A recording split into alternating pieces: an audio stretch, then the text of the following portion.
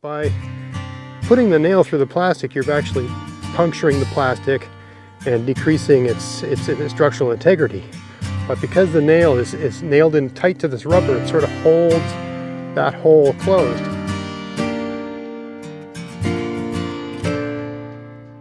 Hey, it's Greg here with MaritimeGardening.com, and I'm out here about to attach some 6mm poly plastic to this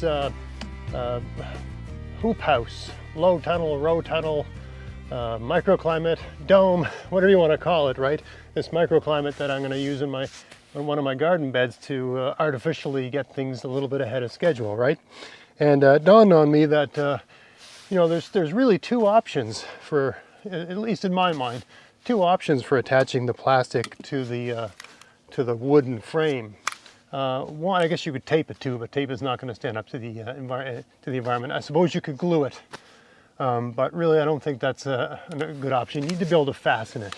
Anyway, two options: the staple gun, or nails. But not just nails, but a technique I developed a number of years ago, one day when I was attaching plastic to one of these things and I didn't have any staples and I had to get it done. And here's what I did. I'll show you. I took small nails like this. Shingle nails would work too, okay? But these are just little small, almost like a drywall nail, old-fashioned drywall nail. You get these really cheap, okay? And what you do, I mean, it's a bit tedious, but you put them through, you get a bicycle inner tube, and you just cut little pieces of rubber. You go to any bike shop, you can get bag of bicycle inner tubes for nothing. They'll just give them to you. They're garbage, right? Used bicycle inner tubes. You wouldn't believe the things you can use bicycle inner tubes for. So all you do is you just nail this through the rubber. What that does is that, you know, by putting the nail through the plastic, you're actually puncturing the plastic and decreasing its structural integrity. But because the nail is nailed in tight to this rubber, it sort of holds that hole closed. I've noticed over the years using this approach that the plastic domes that I've used the nail, and let's call this rubber washer, low-tech rubber washer. The plastic domes where I've used the nail and rubber washer technique stay on longer and stand up to the elements and all that sort of stuff much longer than the staple, right? The staple also tears the plastic. It holds it down, and it's quick and it's convenient, but it really doesn't do anything to sort of repair the damage it's done, or put it another way, it doesn't compensate for the damage it's done, right? It puts two holes in the plastic, and then it has a metal bar, right? The staple's just a sort of like a, I don't know what that shape is, but you know, half a rectangle missing one side. It puts two holes, and it's got this metal bar holding the plastic down, but it really doesn't do a lot to compensate for the damage it's made. So wind and different stresses on the plastic and all that sort of stuff, it just generally tears away and the thing comes out. The staple stays in there, but the plastic gets weak, you know, from the sun and all the different elements beating down on it. So, yeah, long story short, the nail, I think, is the better approach.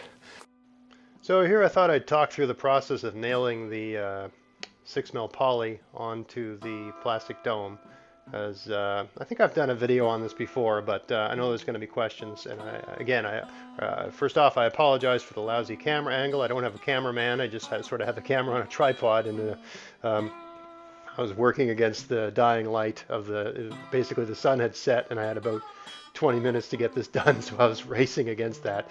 And it does take a bit longer with nails as opposed to staples, but as I said, I think it holds up better. Anyway, the general approach is you start from the middle. So on that one side, and I like to lean it against the house using the factory edge, I put a couple nails in the middle, you know, through the rubber, of course. And now I'm going to attach nails, you know, with rubber washers on the middle on the opposite side. You see how I'm standing on the plastic and leaning the dome forward away from myself. That just pulls the plastic tight, so you're using gravity to your advantage. It's just, you know, attaching plastic on something like this, you want it nice and tight. So I think I'm putting about 3 nails on the side, one in the middle and one on either side of that. And then I switch back to the opposite side. Maybe I put a couple more on here, I can't remember exactly, but then I switch back to the opposite side, and I keep going back and forth from side to side, attaching, working my way out from the middle, attaching more nails out from the center as I go. That's how you get the plastic attached in a way that's smooth and consistent, and so on and so forth. Again, I use, it can be problematic using the factory edge. It's not always square on plastic like this, so it's just a risk you take. But I tried to use the factory edge. I barely had enough on the left. I'm on the right-hand side of the dome right now. On the left-hand side of the dome, I barely had enough plastic to to reach down to the wood, but it worked out okay. Yeah, so again, I'm just adding more nails and working out from there. I guess while I'm speaking through this, I should speak to a question someone asked me in a video recently. They said, why don't you use Agribon 30 or something? It's an agricultural product called Agribon. It's a different kind of plastic that you would use for a low tunnel or a row tunnel. I use this stuff because it's easy to get. I can get it at any hardware store anywhere. It's cheap. It's pretty tough stuff. It's pretty strong. It lets a lot of light through. I actually think it lets more light through than Agribon, because Agribon's not as clear as 6mm poly. And it's pretty UV resistant. I mean, I find these will last anywhere from 5 to 7 years, depending on how much stress they're subjected to. In terms of them, their ability to handle UV, it's quite good.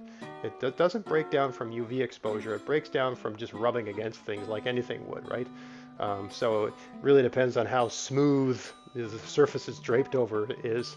That's how much abrasion it's being subjected to, right? The only places where I've found it to sort of give up on my concrete wire remesh domes is where I've got, the plastics rubbing against rusty, sharp edges of the metal wire remesh. Of course, it's only plastic. It's not invincible, right?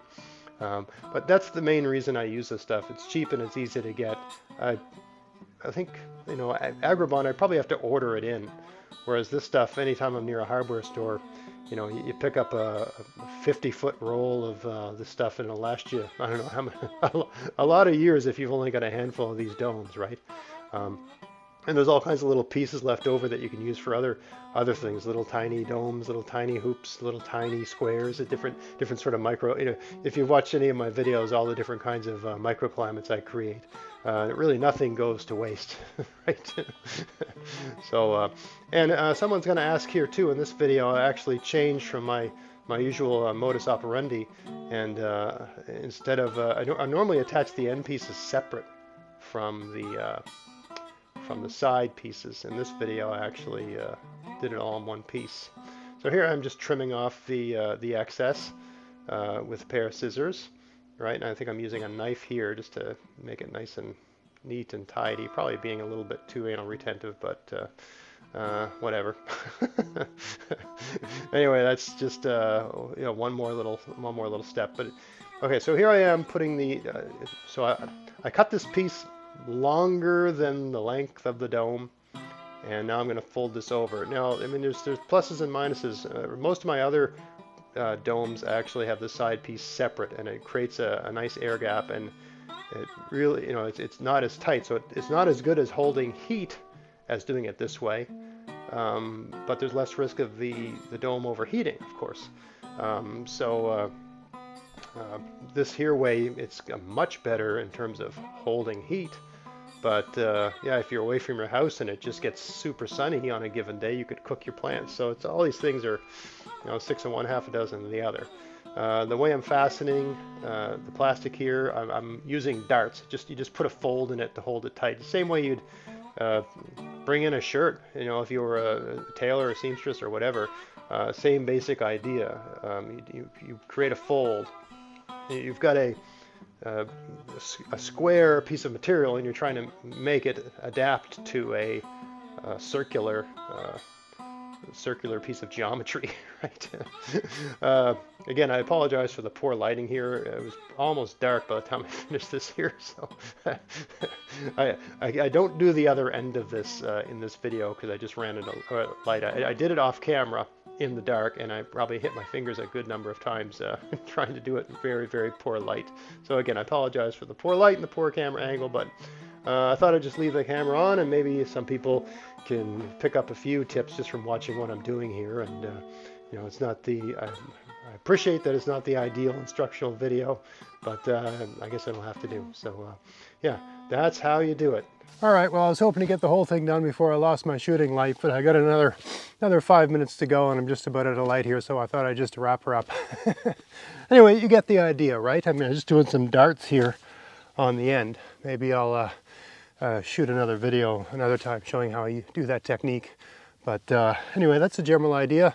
You can get it a tiny bit tighter using staples to get started, but again, the capacity of the nail combined with the piece of rubber to maintain the integrity of the plastic, it holds up better over time based on the beds I've been using for multiple years outdoors, all season, in the snow, in the winter, in the freezing, in the rain, and the ice, and all that other sort of stuff, and brushing the snow off of it with a broom and banging it to get the ice off, and all. I mean, they get exposed to a lot of different stresses over the course of the season.